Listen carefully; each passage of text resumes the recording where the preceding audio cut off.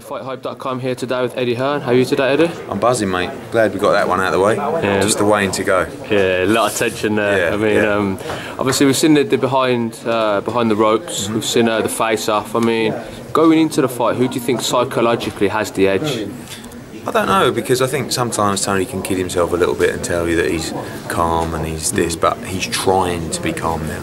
You know, whereas Nathan's being himself. So I think when you're trying to be something different, sometimes you can burn more energy doing so. So I think all the talk and all the hype, that will always play a part, but ultimately what matters is the moment just before they walk on Saturday night, and of course what happens in the ring.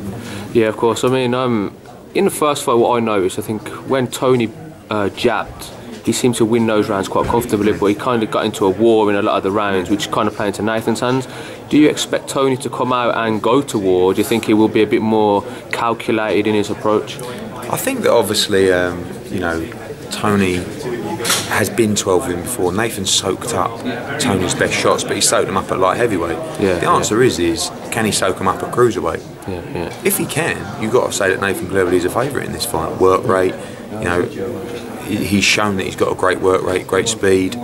So, but the big question is, I just think this fight's going to come down to a trading episode, and ultimately who can stand up to the shots and who can stand up to the pressure. I think it's that kind of fight. I think they'll all have game plans going into the fight, but ultimately it doesn't really matter.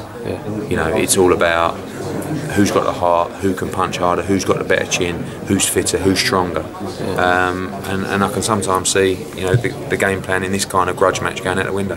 Yeah, I mean, from the first fight, unquestionably Tony's a better, more polished fighter. I mean, but there's a lot been made that Nathan has kind of hasn't improved or changed his game a little bit. He's the same fighter as he was. What do you think about that? Maybe, but I mean, you know, he's the same fighter that beat Cleverly Bellew last time. You know, and he keeps, you know, tell me a time you've boxed when I beat you last. You know, he's always got one up on Tony, hasn't he? So it's difficult, really, because you know he has beaten him before with that style. So can he beat him with that style again? Maybe. Maybe that's the style to beat Tony Bellew.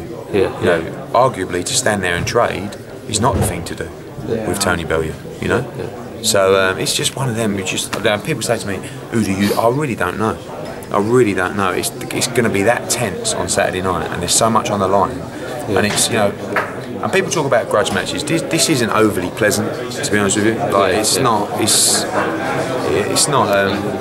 You know, and we want to keep it as clean as possible, and we don't want to bring the sport into dispute. But it's not a pleasant rivalry. You know, it's not like I don't like that guy, he's a knob and all that. This is a bit. It's not nice. But it's building towards a great fight, and you know, if they can keep it clean at the weigh-in, which is very important, you know, we'll go from there.